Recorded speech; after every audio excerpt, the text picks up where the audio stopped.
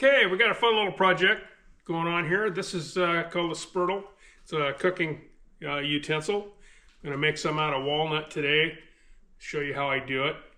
And these make really good gifts too. So real easy, no time at all you'll have them done here. So we'll put a good finish on them that resists water, and it's really good for cooking too. So what I'm doing is I got some walnut here. I've got these traced out. I got two of them traced out on this piece here.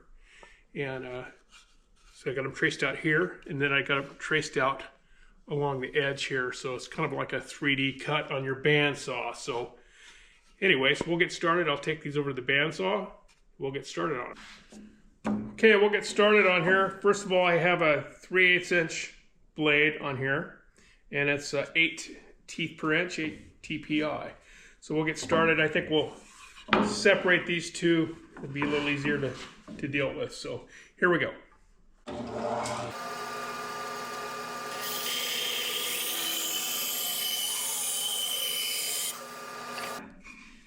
Remember, this is your profile here. So we're going to want to save this edge and this edge, and I'll show you why. But it's important to save these two edges here. We'll use them to help stabilize this piece when we cut this profile up. So let me cut this guy out here, and we'll be back.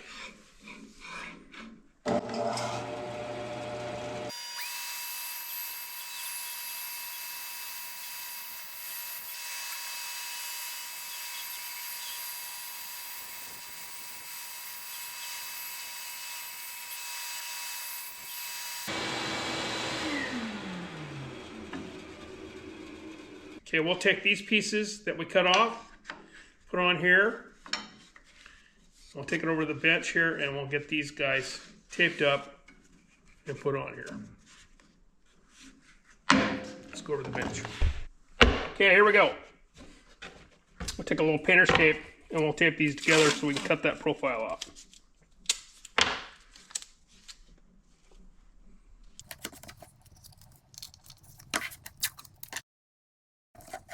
Okay, over to the bandsaw, and we'll cut our profile out.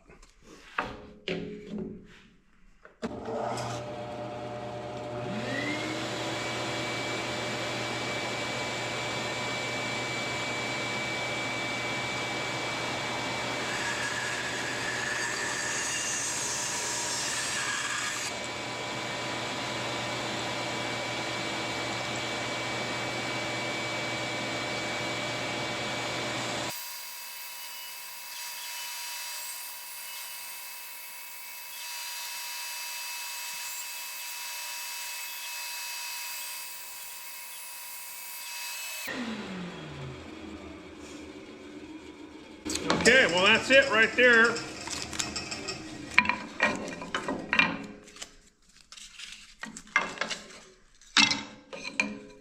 So this is what we end up with. And we'll take that over to the sander and sand that down. Okay, we're going to move over here to the sander here. I got a spindle sander, got my belt on there. So this will kind of make short work of shaping this thing. We got to round the handle here, take the edges off here, kind of thin this out a little bit here, round the back off. So I'll try to speed this up so you can kind of see what's going on here.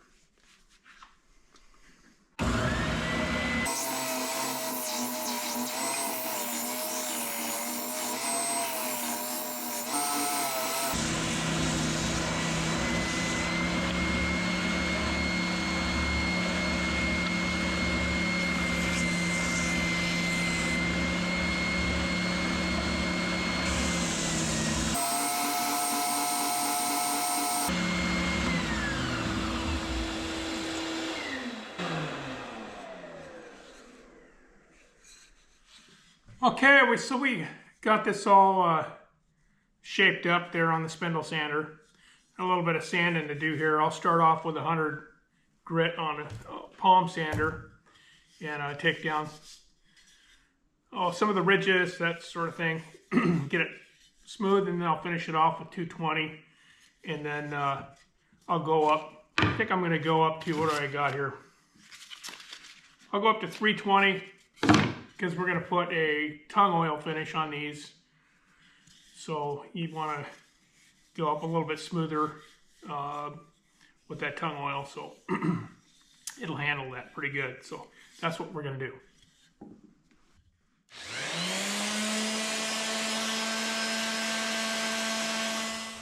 Okay, so I'm going to switch over to 220 here on the palm sander. Give that a little rough go here, and then it's a little bit of hand sanding. So I'm going to get to doing that.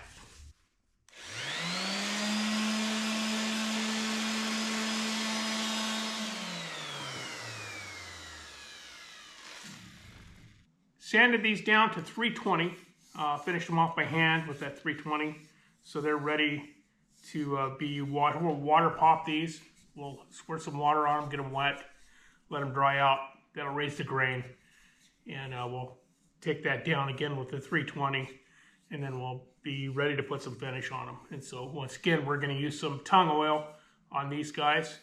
The tung oil will take a while to dry, so it's not a preferred method for if you want to get this out fast, but it's a preferred method if you want something to last and not have to reapply a finish like mineral oil or beeswax, whatever. So this finish that we're going to put on should hold up for quite a while. So we'll go water pop these, come back and sand these.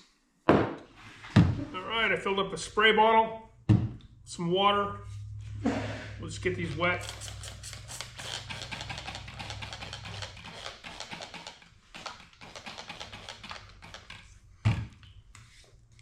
That's all there is to it. And then they'll dry. Now we'll just raise that grain up from being bent over, smashed. You have all those little hairs that they'll sand off really super easy. So we'll just let this, I can already feel the grain raising up on that stuff. Okay. Okay, these look like they've dried pretty good. So we're gonna give them a little hand sanding with some 320. Make sure feel the grain all raised up on these things. Okay, that's it. They're sanded. So now just wipe them off with a little tack cloth here. They're nice and smooth now. Let's get everything off, and then we'll take these over and put a finish on them. See you over there. All right. All right, we're going to do a few coats here.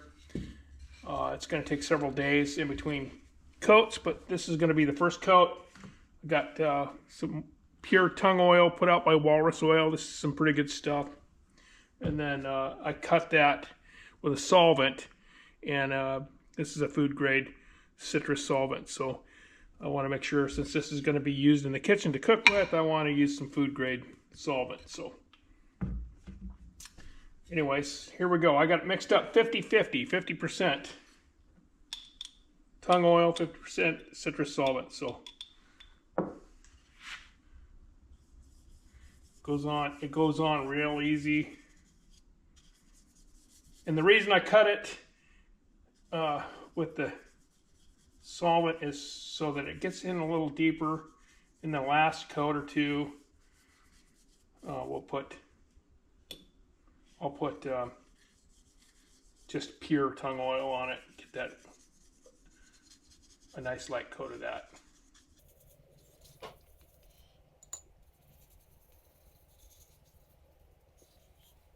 And this stuff is just all natural oil, so it don't matter if you get it on your hands. It's a drying oil. You can wash this off with soap and water. Put that on there pretty thick. We'll just kind of wipe it semi-dry.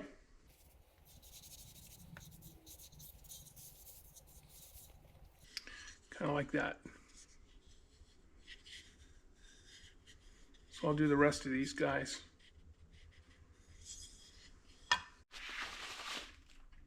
Okay, there is one thing I want to say here with this tung oil.